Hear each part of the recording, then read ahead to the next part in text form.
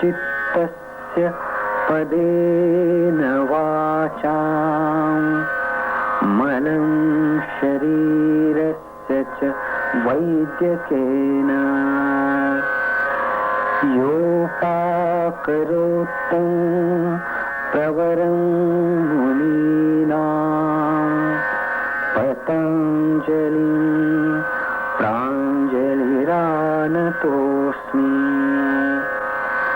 आबाहुपुरुषाकारं शङ्खचक्रासिधारिणं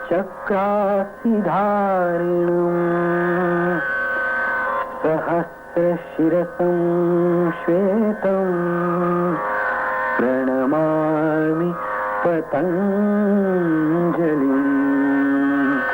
प्रणमामि पतञ्जलिं प्रणमामि पतञ्जलिम्.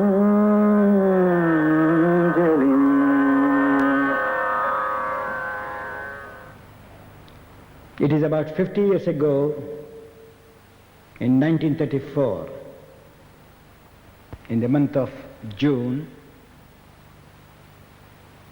I started yoga. And it was in 1954 I visited this country. And today I am again facing you all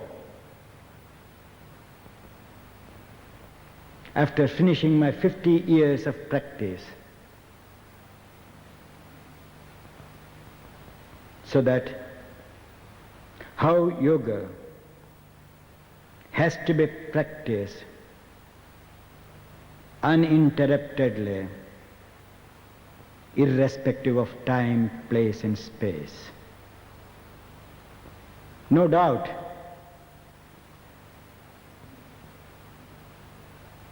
there are so many books on yoga written by so many people. If God had created an ocean of ink, the ocean would have been dried out by now. And yet, it's a great joy to see that there is a tremendous interest still in all of you. Though Patanjali starts yoga with a discipline, anushasanam, he says, and today, in modern terminology, indiscipline is life of a libertine, and discipline means a way towards physical, mental, moral and spiritual discipline. And at the same time it stands today that discipline is religion, indiscipline is irreligion. Patanjali, having evolved in his approach to life, studies the various fluctuations of the consciousness, which in gross terminology we use the word mind. The first chapter deals with the modulations and fluctuations of the consciousness and how it can be controlled by practice of the 8 aspects of yoga, which he explains later, which is known as a forward journey from the body towards the soul, which are known as yama, niyama, asana, pranayama and pratyahara. Then he takes us to a reverse path, a return journey from the body towards the soul. And this return journey is termed as renunciation, not renouncing the world. Knowing the seat or the seed of consciousness, having realized it, he shows the way through dharana, dhyana and samadhi, how one can reach and live in the abode of the soul forever, so that all his actions, when he performs in the world, will not reflect any reactions on that wise yogi. In the second chapter, he speaks of the sufferings, sorrows of the human being. Whereas in the first chapter, about the fluctuations of the mind, second chapter about the sorrows of man. And he says that the mother of all sorrows is want of spiritual knowledge. Use of the word avidya. Then he differentiates the intellectual defects, the emotional defects, and instinctive defects. How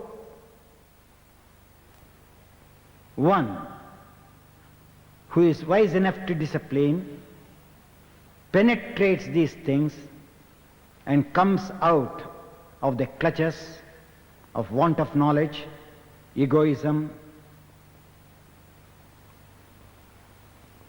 the transient happiness, because they carry sorrows behind, which leads to malice, and then the fear of death or attachment to life.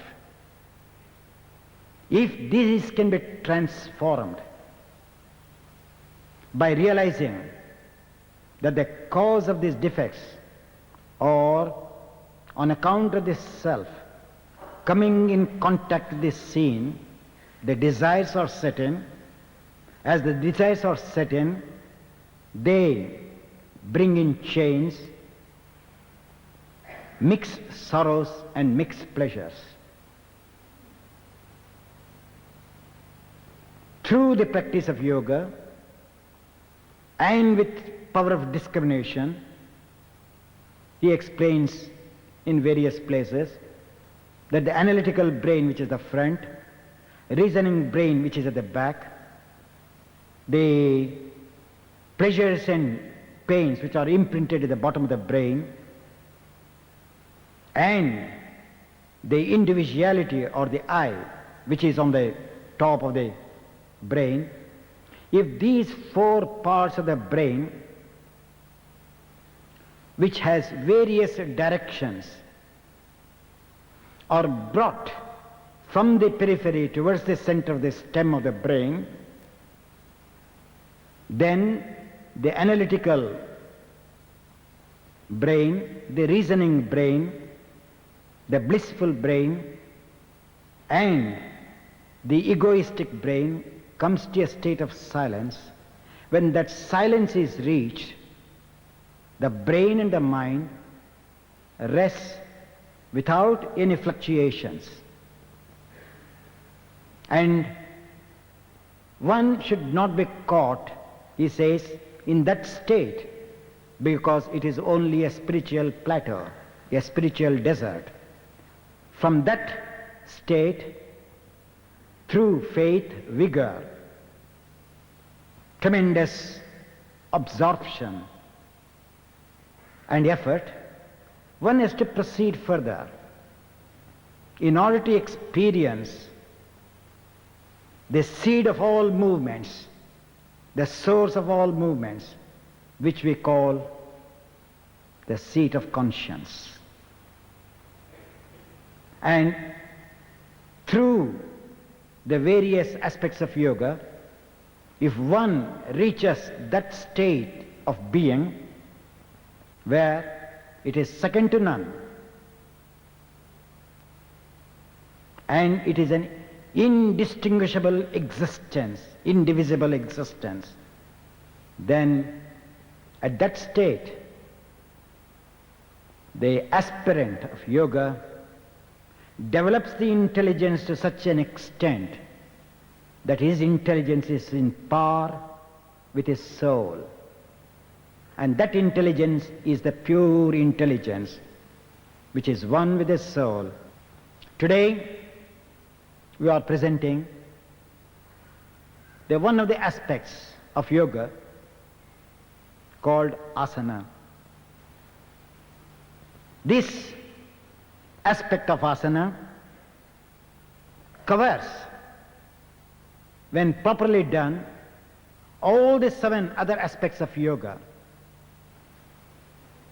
The intellectual discipline is dharana and dhyana, and the spiritual discipline is Ishvara Pranidhana.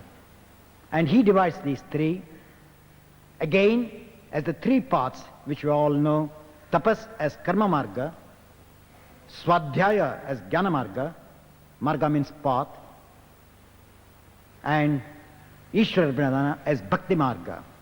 So in order to reach the highest level in perfect action, in perfect intelligence, in perfect surrender, Patanjali says yoga is alone the foundation.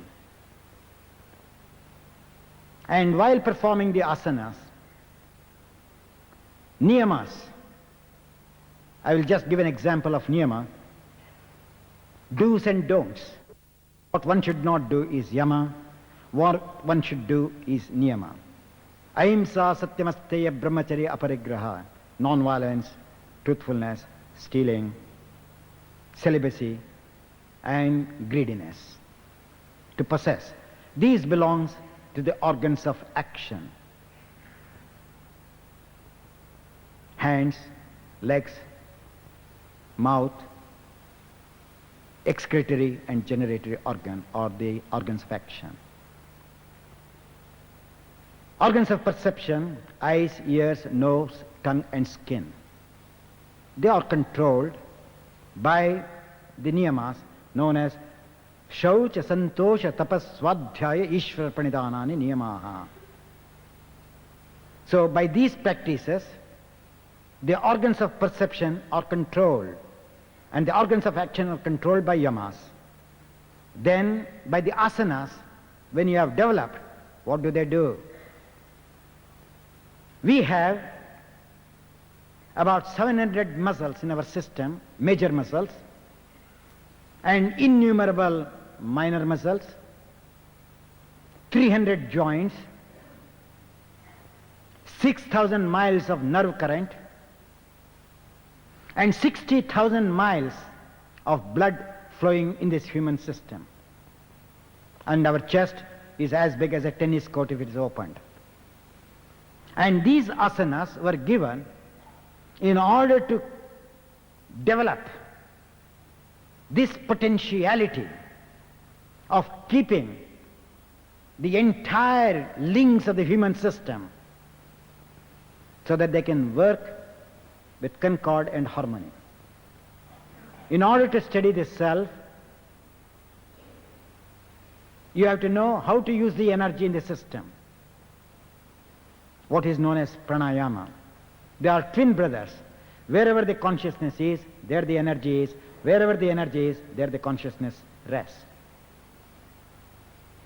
As these 2 rivers have to be brought together in order to make the bioenergical system, the blood current and the nerve current, to go without any interruption in these 700 odd muscles, 300 odd joints, so that the current can flow. When the current flows, then having obtained, understood the usage of consciousness and the usage of energy, which is under the grip of the aspirant, then he speaks of mind control, which is known as swadhyaya. Swa means self, Adhyaya means study, study of the self from the body to the soul. Now about asanas. Prayatna shaitilya ananta samapatibhyam. When the effort is tremendously effortful in order to acquire mastery over the pose, then there is a duality between the doer and the pose, or the asana, or the posture. When the effort becomes effortless, then the very asana becomes the subject in you, because the asana is the object, the doer is the subject. So there is a tremendous difference between the doer and the object, subject and the object.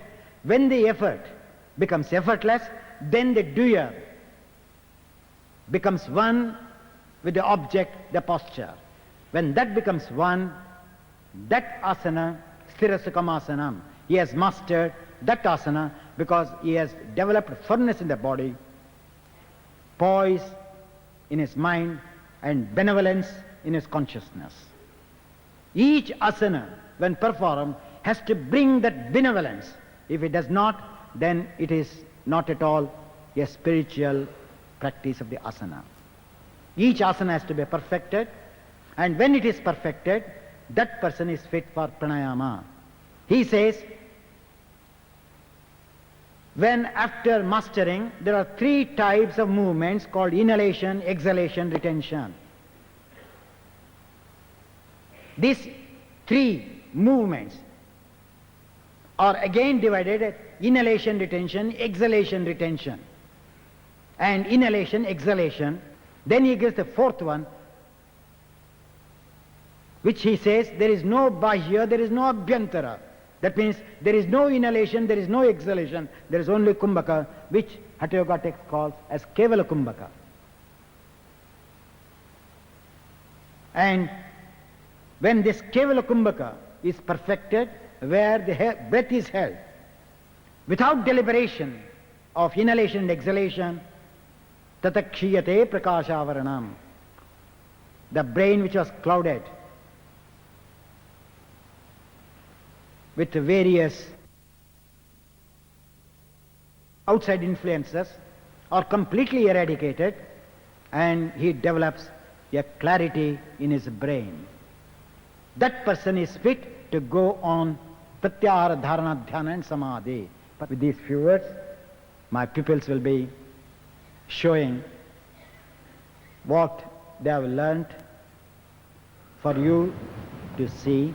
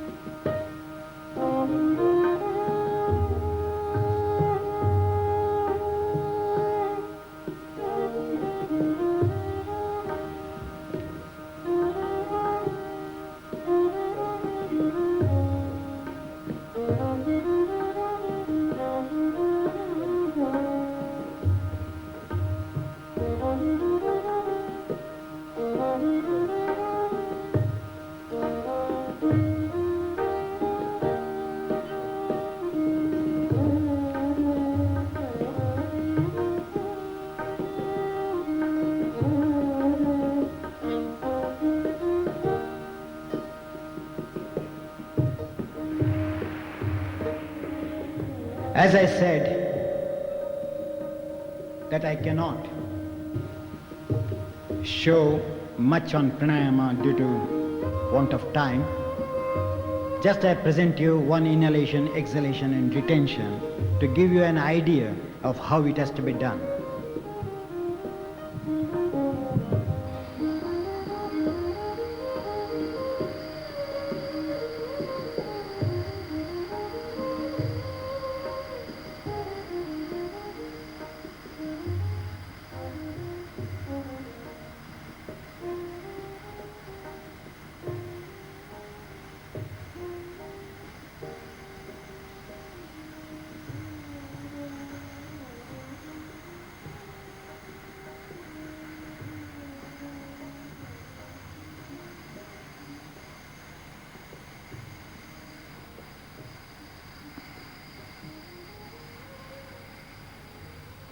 This is inhalation.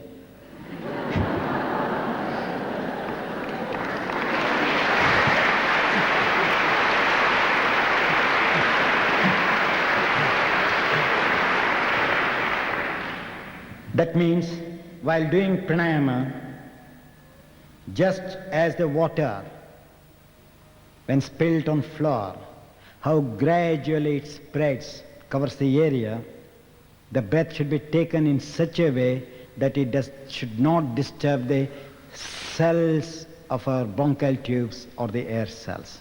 They should be tried in such a way that the breath goes and wets and supplies the energy to the air cells which are situated on the sides of the lungs. And there should be no tension in both inhalation, exhalations or retentions. Now that is now retention.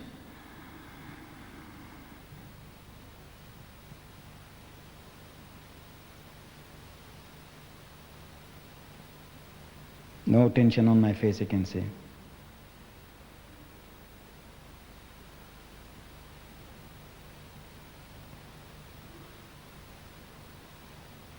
No strain on my ribs, no strain on muscles. Of course I can keep long, but it will tire you only. Now in this retention, when it is done,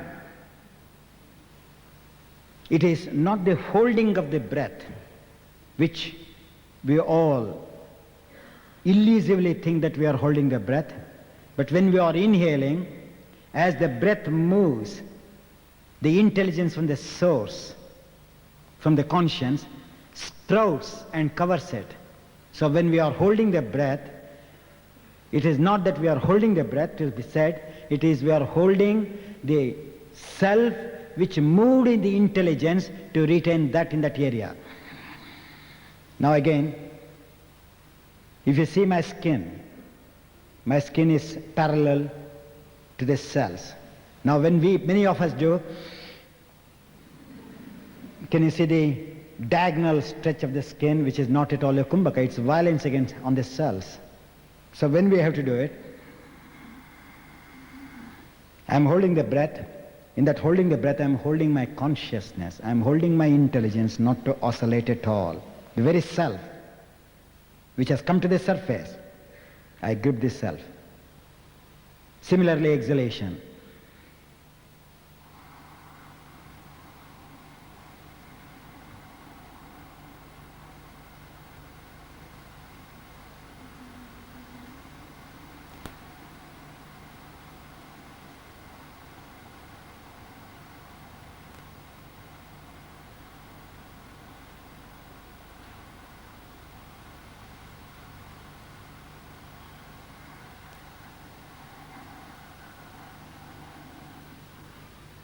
The sound should vanish by itself with that rhythm sound.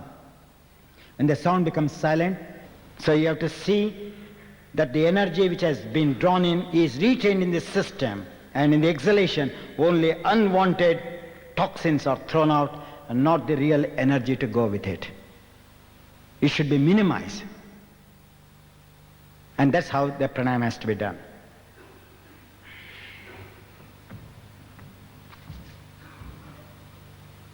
We start with the standing poses first. As I said, This is the physical action, legs and arms.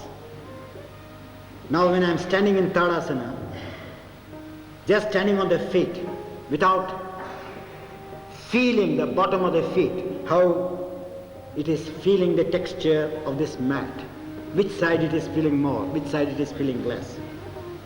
So to feel, it means the mind is brought to descend from the brain to the foot as the energy of the foot is ascending towards the brain. So as the body intelligence is ascending, brain intelligence is made to descend so that they both communicate and commune each other in the flow of movement. So first is Trikonasana.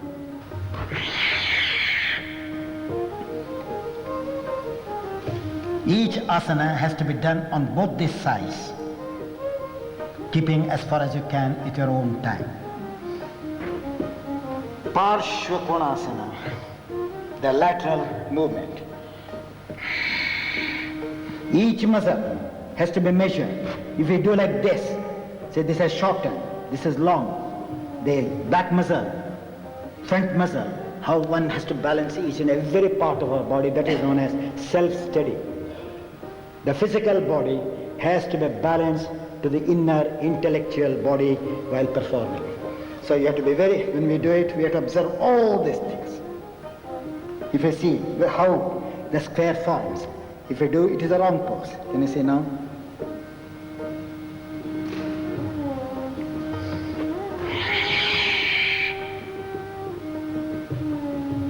Here when we stay, there is a normal breathing. Virabhadrasana. See how I am adjusting myself. So mobility and rigidity should be going together.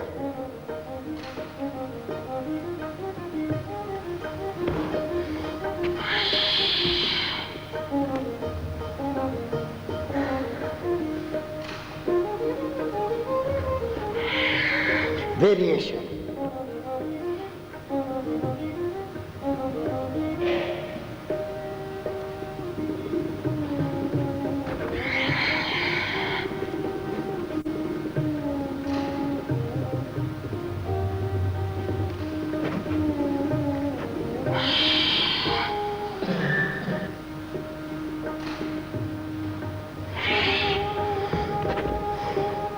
Parivarta Trikonasana.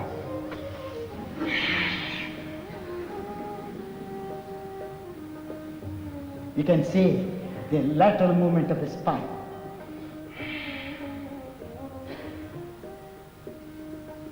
How it revolves and moves laterally. I am showing one side to save time. Parivarta Parshvakonasana.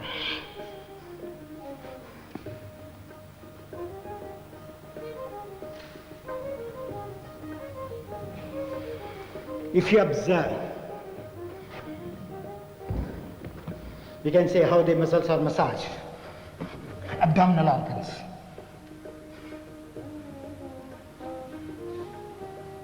So it gives you an idea how these physical postures have a physiological bearing. Organically, how these muscles react on the physiological aspect of the body. Parshvottanasana.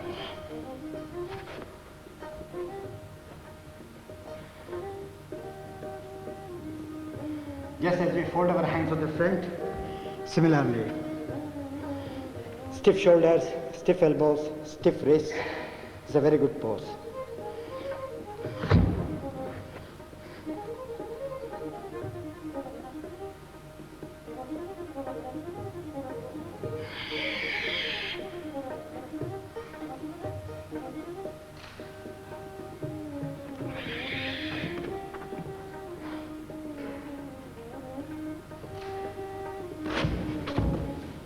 These are the standing poses.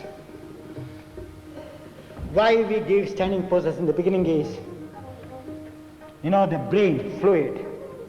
If we stand wrongly, even the fluid on the head of the spine oscillates. So when we stand firmly, so the brain also exactly balances on the center of the fluid without extra disturbance in the fluid. That's why how to stand, how to make legs stable, so that the brain inside also may remain stable. All these asanas were introduced. So body weight has to be measured in each and every part of our body. While doing the asanas, you have to see that they are properly adjusted.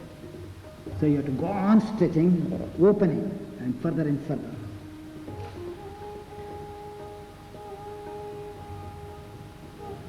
So that each part of the spinal muscles, 33 muscles, are evenly stretched on either side without any variation on the right or the left. Then it is called Paschimottanasana, or the sympathetic nervous system, which gets tremendous supply to supply energy to the entire system. Janu Shirishasana. Janu means the knee. Shirsha means the top. And when we have to do, the top should be exercising when we are going forward. So as I'm moving forward, you can see that leg is moving backward. Parivritta Janu Shirishasana. This is also Yoga Academy, so naturally yoga is a big institute of the human system, where body, mind and soul are all involved. Parivritta means rotation, Janu means the same knee, Shirsha means the head. In this one, the spine is extended, the abdominal muscles are contracted. Here, the spinal muscles are contracted, the abdominal muscles are extended. That is known as supplying the energy.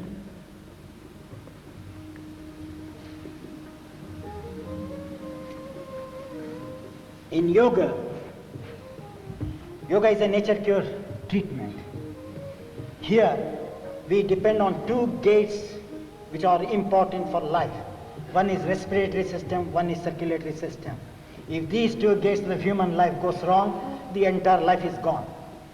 So here, in each various movements you see, the blood is brought to circulate with a tremendous concentrated force on those areas, so that those parts are irrigated. So it is an irrigative system, asanas. Each and every part has to be irrigated. Now here, I'm locking. Can you see my heel? You cannot see my heel at all. So that means my heel is pressing the bladder, creating a sort of spasm at the floor of the bladder, so that even after 10 years I may not suffer from what you call enlarged prostates. Same way, various movements I am showing. This is known as Triyangmukhaika Pada Paschimottanasana. 3 phases. 1, 2, and 3. Kraunchasana.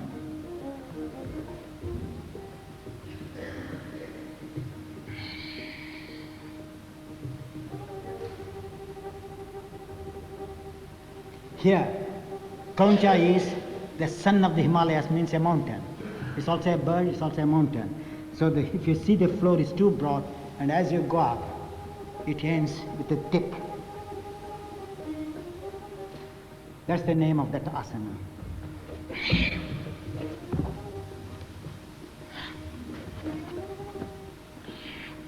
Upavishta Konasana.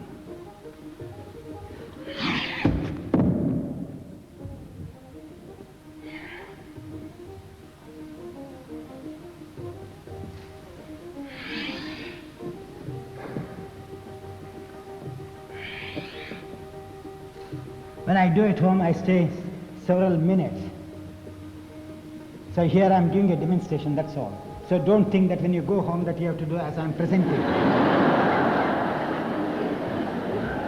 Now, here I'm presenting as a performer, not as a teacher.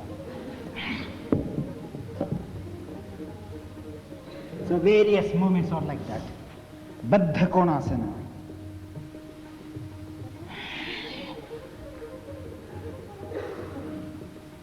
Kona means angle, Baddha means firm, sitting firmly creating an angle.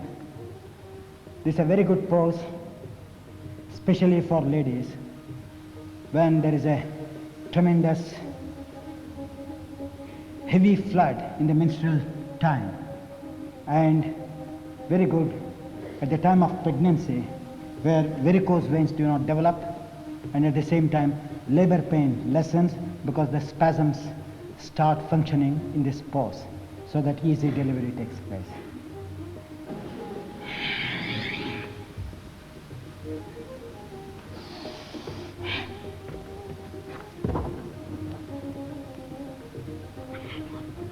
Bhuja Pidasana. Bhuja means shoulder, Pida means pressurizing and balancing. In Hatha Yoga Pradipika they say, Kuryat tad asanam sthiryam arogyam anga laghavam. When you are doing the asanas, it's not only the health of the body, health of the mind, but lightness both in body and mind. Laghavam means lightness. So you can say I'm talking and still I'm staying. Tittibhasana.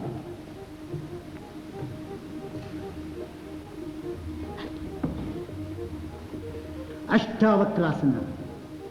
How the body in those days, the yogis were finding methods to balance in various directions.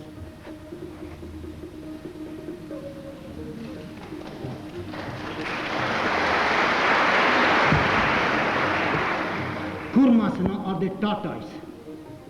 You know, in Gita, you come across where the yogis, like the turtle, how it takes its limbs inside into the shell, and come what may, it does not come out of the shell. Here also the yogi says that if you want to be like a turtle, remain within the shell, the back becomes the shell, and take your eyes and ears deep inside. And you experience, because you are completely lose the contact with the external world and you are alone within yourself. Kurmasana.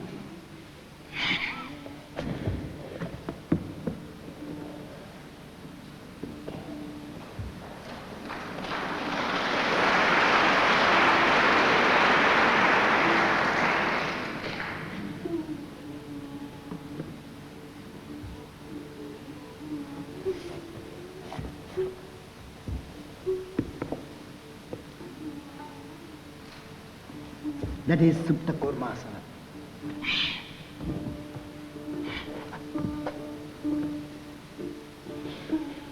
Vatayinasana.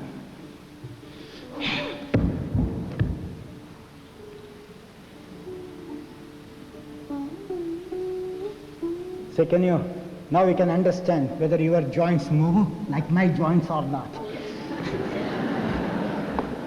How can disease come into my body if each and every joint of mine is kept under control? So there is no room for diseases.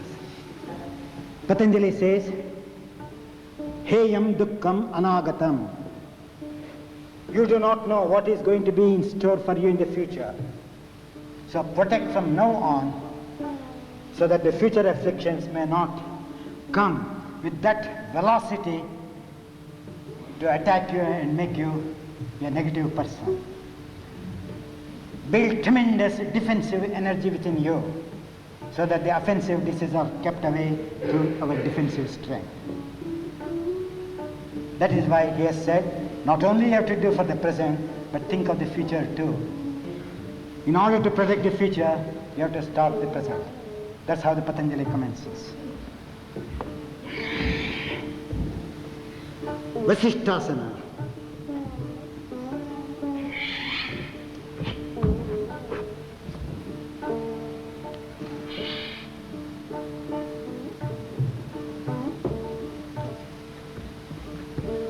Vishwamitrasana.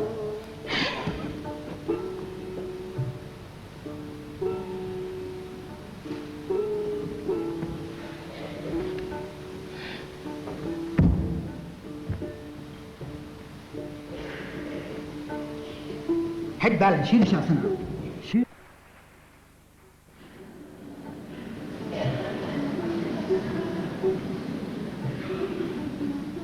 You can see the rhythm. Nothing happens. So it is a question of only practice and right adaptation of the muscles.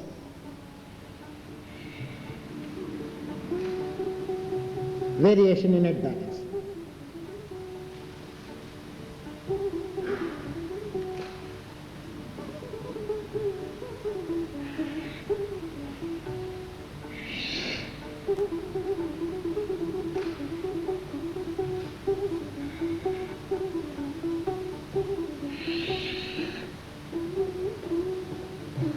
Now after doing, see how I stretch my legs.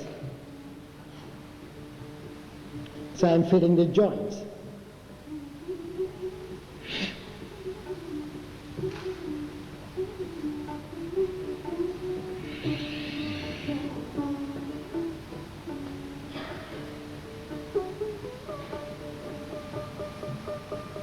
Each part of the body has to do its function. That is known as niyama, discipline. So how to counteract the stretches? Where to surrender, where not to surrender, how to surrender. All are there.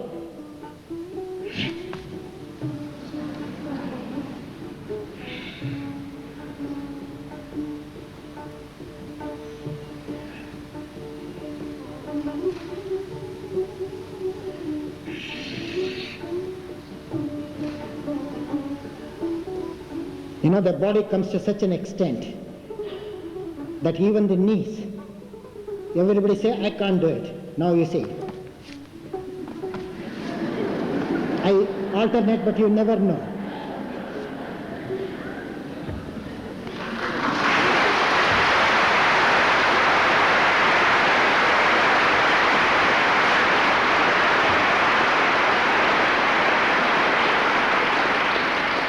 That is known as freedom in the body.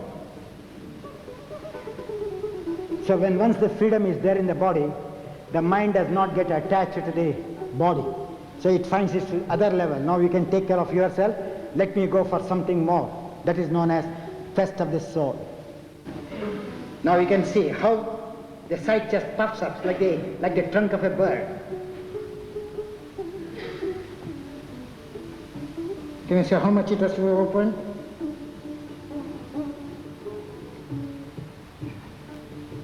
This is Sarvangasana. Sarva means whole, Anga means limbs. This is the physical meaning.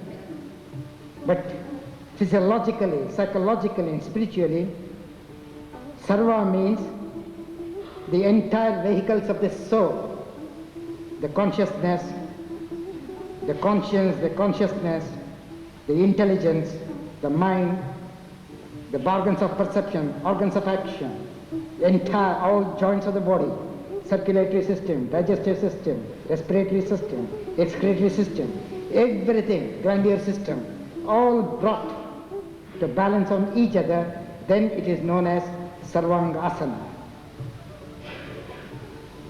Halasana. Hala means a plow. These are, in olden days, they were using the bullocks to plow the field. So these two acts as oxen, and this is the plow. The man standing here uses this plow to dig the earth. So with his hand, you have to dig. That's why it's called halasana, parshva halasana, lateral movement.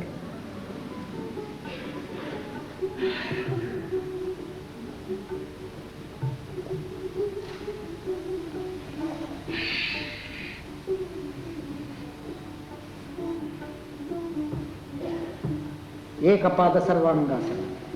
You can see that big toe also, how much it is active.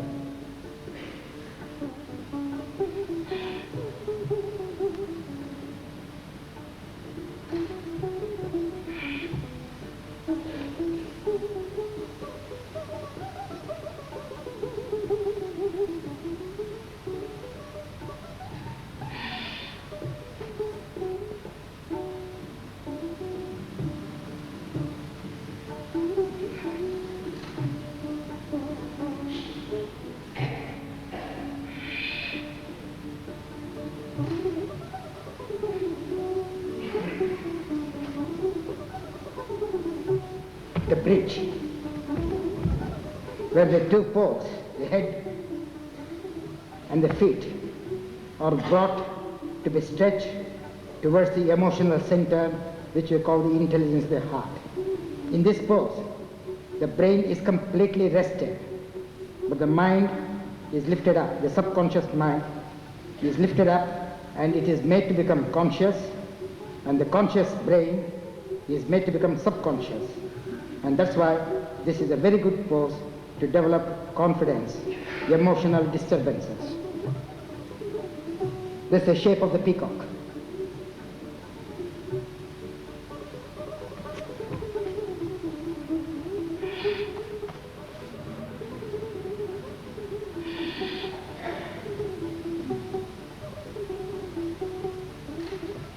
Various movements.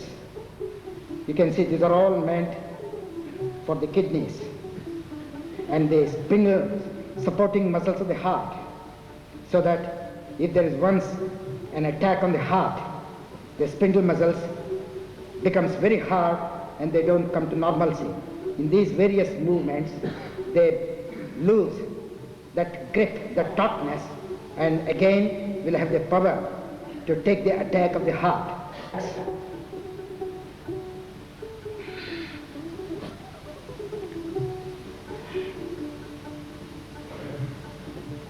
Now what I am going to do this pose is the thoracic dorsal spinal curvature.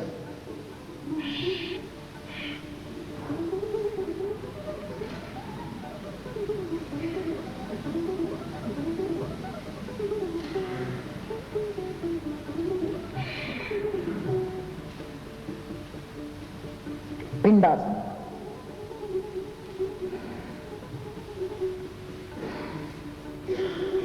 Lateral movement. This is for the transverse colons. Exercise for the transverse colons.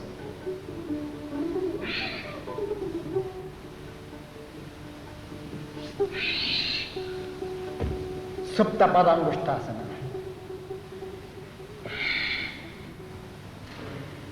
Circulatory paralysis. Injured like shortness of the legs. We give these poses.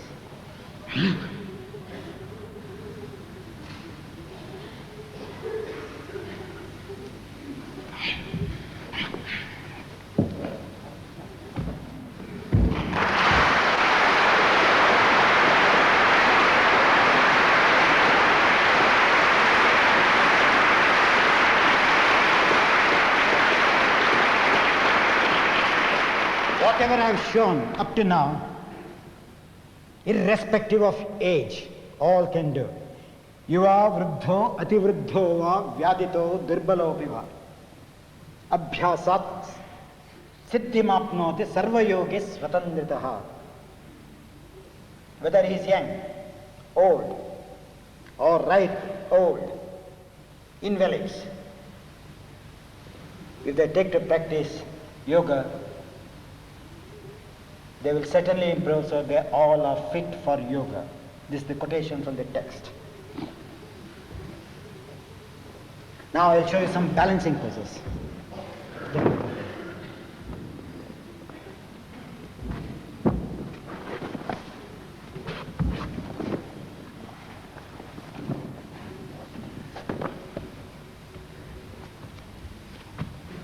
Bakasana.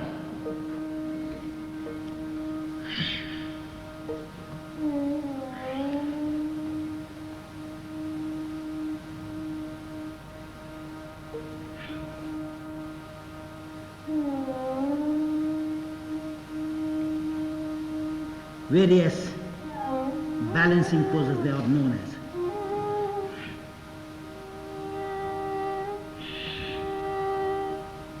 Parshvabakasana.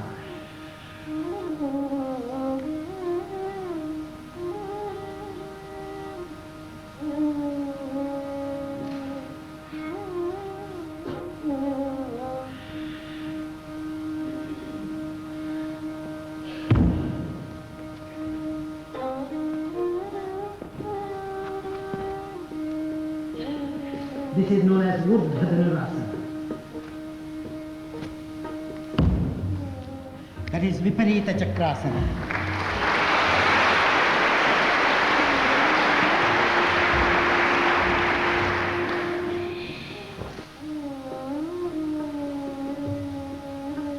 Kaulinyas.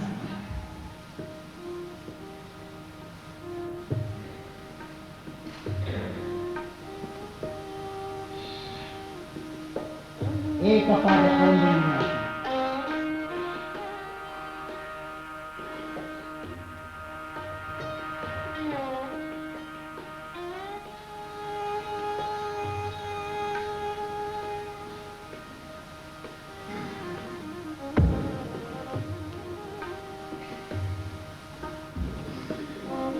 Viparita Chakrasana.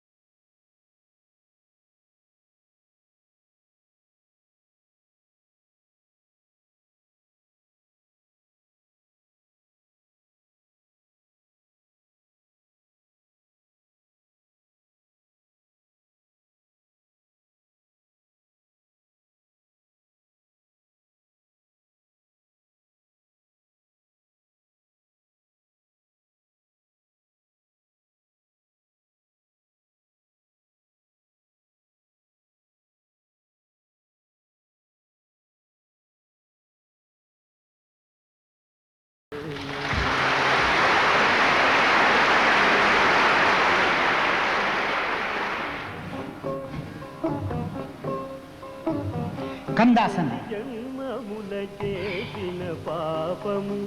As you all fold your hands as a salutation, you can see the movement of the hips, the movement of the knees, circumferential movement of the ankles, knees and hips. So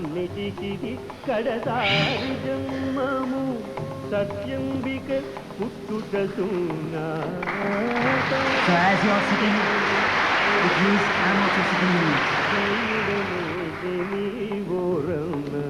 This is known as Sthirasukhamasana. Conquest of body is conquest of matter. So if you have not conquered the matter, how can you conquer the spirit? And you say, I can't do it, so naturally that means you cannot conquer the spirit because you have not conquered the matter. Without matter you cannot go higher. Same way, Mula Bandhasana. This is quite opposite to that movement. Can you see the arch of the foot? Now this how flat foot never comes to us because we do these things.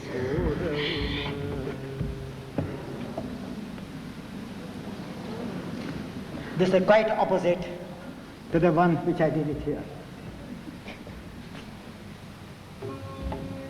Viparita Dandasana or the salutation in yogic way in the temples, how they were saluting the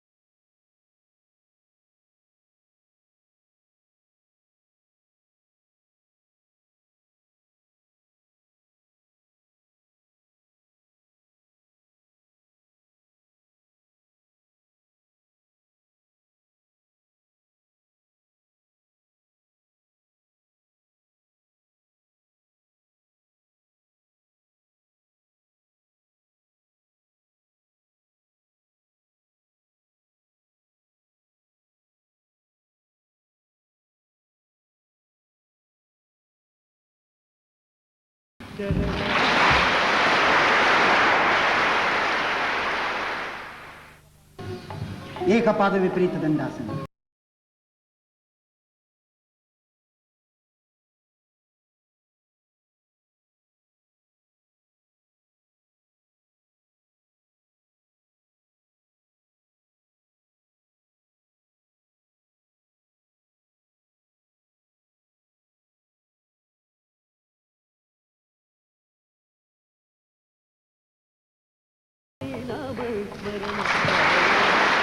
I salute Hanuman. Natarajasana.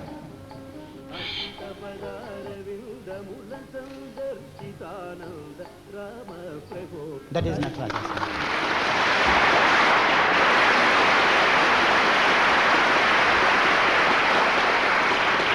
Then I always salute my favorite deity, the Lord Hanuman, the god of wind, who with one swing, if you all know the story of Ramayana, where he jumped, took a leap from Sri Lanka to the Himalayas, one swing to bring the elixir of life for Rama's brother, who was almost in deathbed.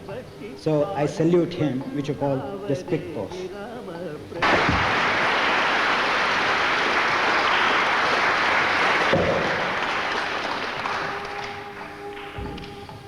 Friends, I am grateful to you all for your complete absorption for 2 hours in this subject.